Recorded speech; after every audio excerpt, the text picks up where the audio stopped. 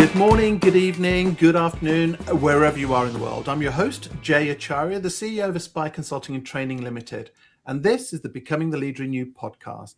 In every episode, I'll be talking to guests about their leadership stories, personal and professional, and stories of their inspiration, their successes, and of course, their challenges, and how they overcame them. Before we get started, don't forget to like, subscribe, and share. And as well as being on YouTube, you can listen to us on Apple, Amazon, Spotify, and all the other podcast stations out there. My guest today is a mental health and wellbeing consultant, speaker, and accredited instructor with over 20 years experience supporting individuals and organizations across the NHS, corporate, and charity sectors. His work is shaped by both professional insights and personal experiences, including undergoing brain surgery in 2023 to remove a pituitary tumour near his optic nerve. He combines evidence-based strategies with coaching, hypnotherapy, and holistic approaches to help people manage stress and perform at their best. Alongside this, he mentors with the King's Trust and chairs both the Dern Playhouse Theatre and Barnsley and Rotherham Chamber of Commerce Health and Wellbeing Forum, while also co-authoring Confidence, How to Have It and Keep It. Please welcome Mike Lawrence.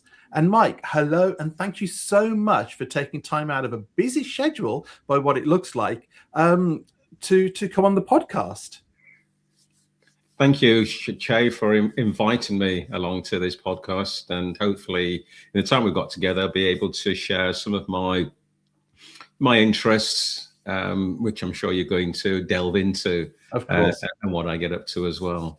Excellent. Thank you again. So tell me a bit more about what you do as a consultant and the types of organizations that you deal with. So, briefly explain the types of leaders you might work with, a couple of the challenges that you face, which I will cover later on as well. But yeah, tell the audience a bit more about who you are and how you got to where you are today. Wow. I'll start with where I am now. What I tend to do when people ask me, who don't know me, say at a networking event or an organization, they ask me what I do. I typically say to people, I work with people and organizations who care about their people. And I usually stop there. Right. Okay. Yeah. And the reason why I stop there, because sadly, a lot of organizations just pay lip service to, and they don't, which is unfortunate, and prioritize the well-being of people. So I tend to work with organizations who their leaders put their hands up in the air and say, yeah, I want to help and support my staff with the challenges that we face within the business and also the wider, the wider world as well. Okay. And would that be reactionary or would that be proactive conversations that you'd be having with those leaders? Both. Okay. You tend to find that proactive, you'll find that the leaders that are proactive is usually they've got lived experience. Right. A mental health condition. So therefore, they are wanting to ensure that they've got procedures and policies in place to assist that their leaders and their managers and their organization can help people who might be struggling with their well-being. Right. Where you've got the reactory side of things is where there's been an issue within the workplace. And then it's a case of, what shall we do? Right. Okay. And that's when it's all hands on decks, find a budget, get a budget and do it before something goes wrong even further. Exactly. Yes. Okay. Thank you so much for that. Obviously, the podcast is called Becoming the Leader in You. And I'd like to know, what does that mean for you? Being a leader is taking responsibility and ownership. Last year, I'm part of an international mentorship program. And I went on the trainer course out in, I think it was Munich last year. Wow. The lead trainer, Blair Singer, he mentioned this line and it stuck with me. Okay. Leadership is a choice and not a title, and teachers are leaders. Yeah, leadership is a choice, not a title. Do you know, I really appreciate hearing that, because we do forget that there's certain individuals that have climbed the ladders to do with nepotism. Yeah. And sometimes we do help individuals up that ladder who are incompetent at their roles, and there's an expectation. Yeah. So, with that statement that was given, how do you deal with that in your day-to-day work now then?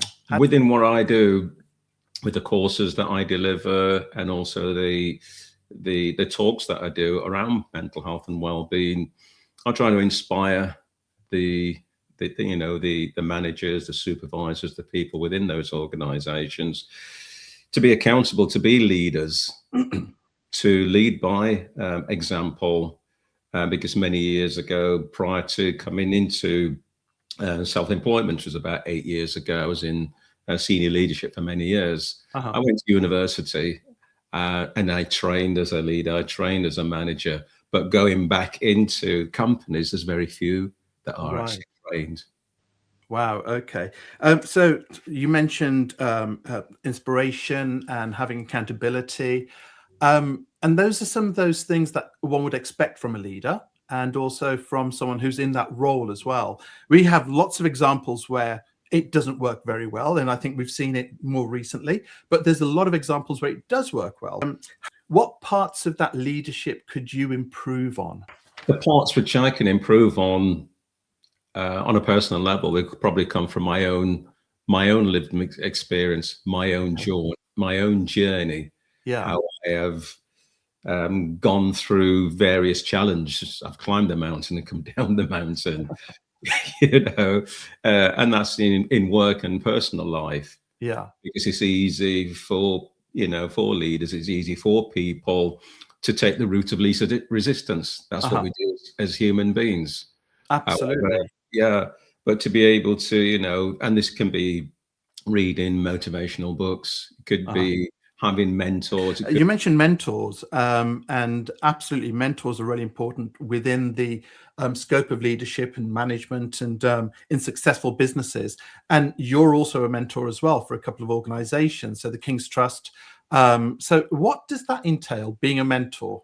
Being a mentor means that I am helping and supporting people to get through some of their challenges, see what good looks like, hopefully model, good behavior, and also shortcut their journey. My journey's been pretty long, and I know that from the early stages, if I had had a mentor or a life coach or a leader that helped me, it would meant that I probably wouldn't have had to reinvent the wheel. Okay. And when you say reinventing the wheel, what does that look like in the scope of being a mentor? In that scope of being a mentor, it means that I'm able to share, strategies, what I've learned from my leaders, and pass them down. I'm just that conduit. I know that people have inspirations. I know that people aspire to be like other people as well. But who would you say who or what has shaped you to be the leader in you? And when you're working with your clients or having conversations with your family, etc., how does that come about? How is it shown? Great. Again, another great question. Several at university, a lecturer in human resources. So I did a postgrad in management. I always remember, and I share this story quite a lot, one of the lecturers there, human resources management. And it's like I've been at uni, you got to write these theses, 5,000 words, 7,000 words. And I remember going there on a computer, doing my best late at night, getting it all together, then going back, giving it, handing it in, thinking, yeah, this is some great work here. Yeah. I'd hand it to the lecturer, and he would put, now I don't know if they use red pens nowadays still, but yeah, that red pen that went through it. Yeah. The red pen that goes through it, and it said, and he'll just look at that. Okay. And it back. And then I'd come back a couple of weeks later, pen, come back. And I was like, okay. And then over a period of time, I'm losing confidence and I'm losing faith in what I'm writing. Yeah. And he sees this in me, and he said, Michael, or Mike at the time, I said, I know I'm being harsh on you, but I know you're better than that. Wow. And Okay. one day you will remember this Yeah. in the quality and standards. When you were out there being a leader, being a manager, doing what you do, and that, that stays with me. Obviously, I can't, I have to mention my mum. Okay. You know, um, she's from that Windward generation, had lots of challenges in her life and lots of battles. And again, being black, and she used to say to me at the time when, I suffered, racism as a child and everything, and challenges in life. And she said, just continue. Don't worry what people say. Just go out there and, get a good education. Yeah. Somebody might, they might challenge you for the color of your skin, but they'll not be able to take away what they put in your mind. Wow. And that generation, they have this resilience. Yeah. And I say that because my parents are from that generation as well. Yeah. And it's that resilience when you're faced with adversity and how you deal with it. Yeah. And, when you do come to a country where you do become a minority, that, lifts up those challenges even more. In 2023, you underwent brain surgery. That in itself can be a challenge for any person to realize that there's something there that needs to be dealt with. And that can put lots of pressure, not only on yourself, but also on the family. So who did you become at that time as a leader, as an individual, as a parent, when you were told, you've got this, we need to deal with it? Yeah. And obviously it's going to have repercussions and an impact on the work that you're doing, but also the support that you're giving your family there as well. Yeah. And you do have to become a leader because it's a tough time. I was away doing some training down in St. Albans. It was a 2-day training course. The first day went fine. Fortunate for me, I was training with another person, and I called them in the morning to say, I'm sorry, I'm not going to be able to make it. It was in a huge amount of pain because I couldn't see at all. Wow. A friend of mine who I was staying with took me to the local hospital. No, they didn't. It was an ambulance took me to a hospital in London next to Great Ormond Street. And 2 days later, I had a tumour that was removed from the brain. Thankfully for me, it was benign.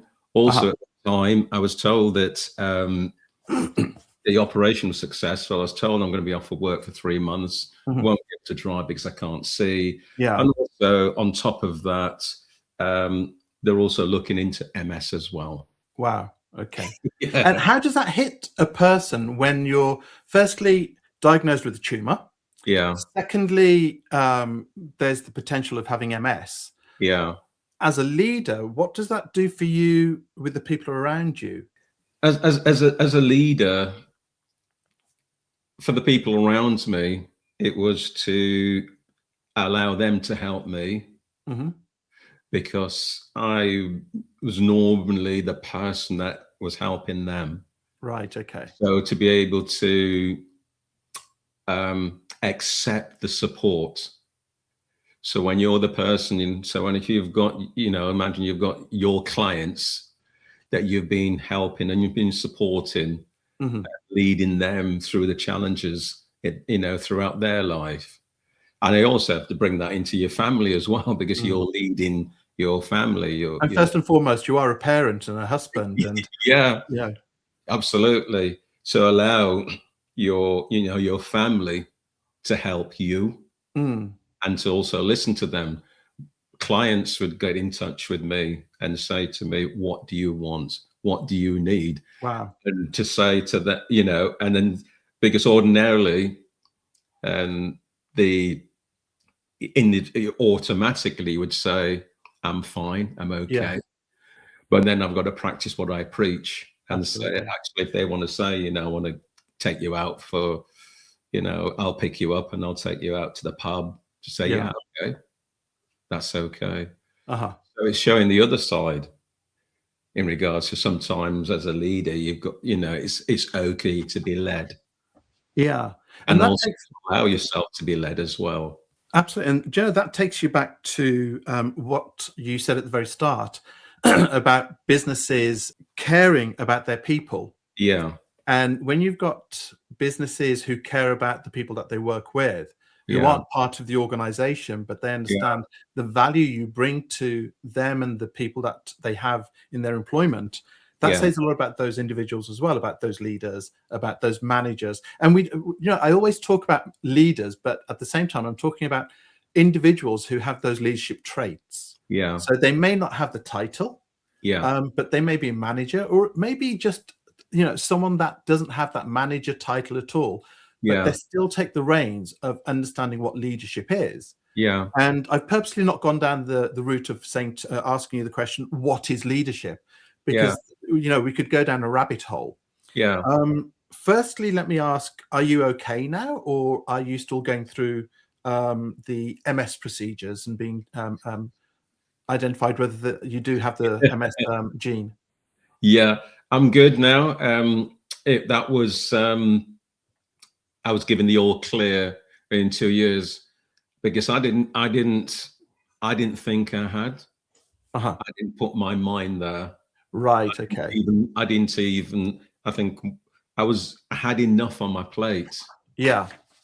Yeah, I had enough on my plate because it was one, because you're self-employed. All of a sudden now it's a case of what I'm going to do with clients. Yeah. Secondly, what about income? Will I see again? Will I Yeah. be able to do the day-to-day things which I wasn't able to do Absolutely. beforehand? So you're looking through life in a different kind of prism.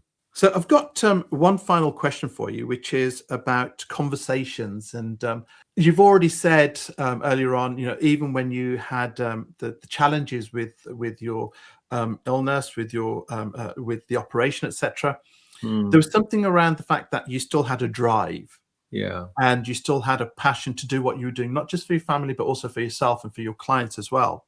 yeah, But sometimes we have to step back and have honest conversations with ourselves. hmm, And I always use the statement, do as I say, not as I do. So sometimes one has to take a leaf out of your own book.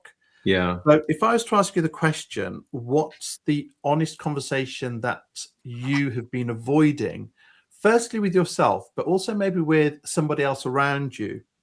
Um, and what is that conversation? What does it look like or sound like? And when do you think you'll be having it? I've had it probably.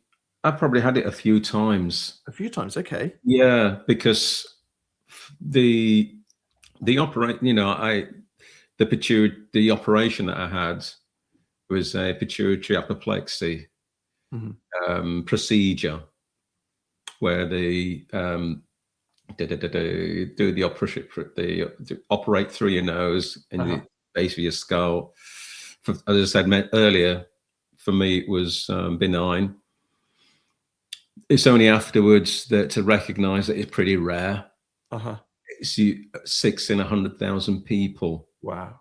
Yeah, have this sort of like procedure, and I had to had these conversations more with myself in regards to knowing what what I can do and what I shouldn't do.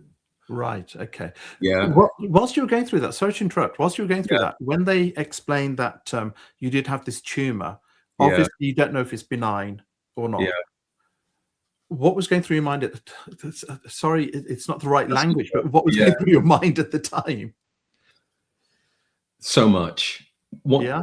Yeah, there was a lot in regards to will I see again, because at the time it was just behind the optic nerve on the right in the right ear, right Mhm. eye. The left ear is I did damage to that as a child, so Okay. everything, a lot of the sight comes from the right eye. Okay. So there was a lot of mind management going on. Okay. So had they identified that the tumor had been there for quite some time? They didn't say because everything happened so quick. Right. Okay. Yeah, it didn't happen so quick. It was just a case of there's a tumor. We need to get it out. You're going to have an sign the paper, read it, sign here. Yeah. We booked you in for your operation in 2 days. So it's really quick. Yeah. It was quick. So there wasn't a huge amount of time to go through everything. It was just a case of those key things in my head. What about my clients? Will I be able to drive? What's going to happen in my life? They've told me I can't. They've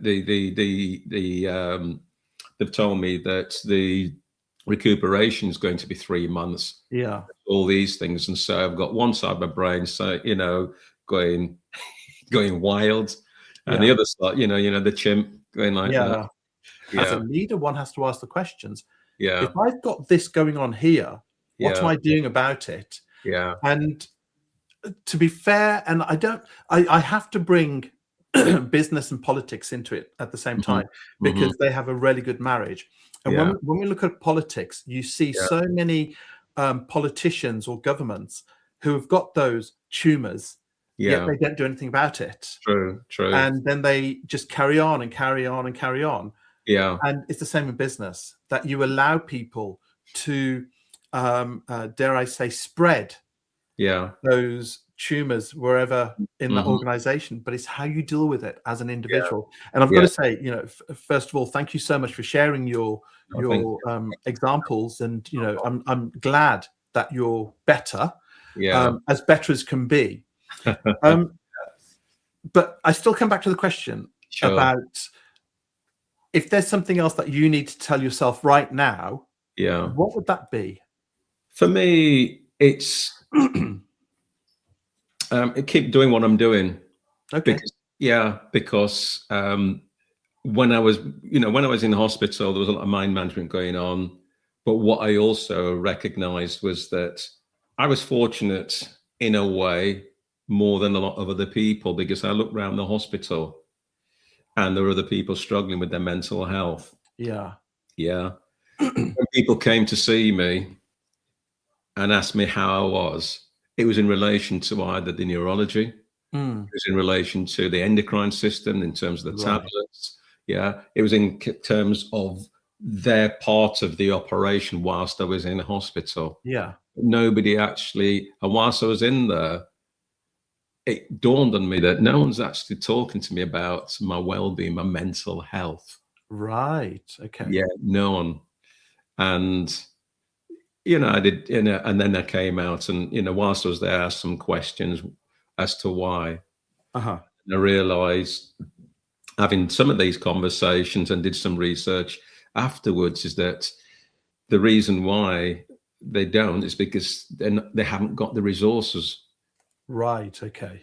So they don't ask. So then it was a case of, it's one of my missions then in being in there and come out there is to help other people, because I knew what to do. Because the self-care journey after that was significant. There's a lot of contraindications that I had to go through and deal with. So therefore, my saying to myself is that I need to make sure that I, go to the gym, that I keep fit, I change my diet, tell my story where relevant, give people hope, to give people hope, because when you're on that, poor health, ill health, or whatever you are in your life, and again, you relate it to business. If the business isn't doing too well, it's giving people hope that things will get better. Fantastic. And that's why you became an advocate for well-being and having those conversations off the back of your journey. Fantastic. Do you know, I'm so glad that we are having this conversation. And Mike, I really appreciate your time today. Thank you so much. It's given us better insight into who you are, the challenges that you have genuinely faced, the types of things that you do. But it's your chance to do a call to action. How can people get in touch with you? And, basically, what can you do for them? Thank you. People can reach out to me, and they'd be delighted for you to reach out to me. I'm on LinkedIn. You just type in my name, Mike Lawrence, Health and Wellbeing. You'll see me coming up on there. Reach out to me. You can go onto my website, mikelawrence.co.uk. Nice and simple. You can. There's lots of touch points there where you can engage with me through my newsletters. I've got a monthly newsletter. I've also got a page on there for some free resources, some guided meditation. I've also got a nice little burnout questionnaire as well for organizations. Again, that care for their people. Fill it out.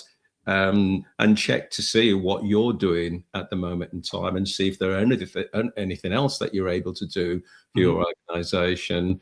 And you also can find me on Facebook as well. So I'm everywhere. I'm everywhere. That's great. Thank you so much for that, Mike. I'll make sure that everyone can see your information, and anyone listening on the podcast, I'll be sure to put all the descriptions down there for everyone to see. But as for today, Become the Leader in You podcast, thank you so much for watching and listening. And please don't forget to share, subscribe, so that you don't miss any episodes. Keep growing, keep leading, but most importantly, become the leader in you. I'm Jay, and this is my guest today, Mike Lawrence. Thank you so much, everybody. Thank you for having me, Jay. Appreciate it.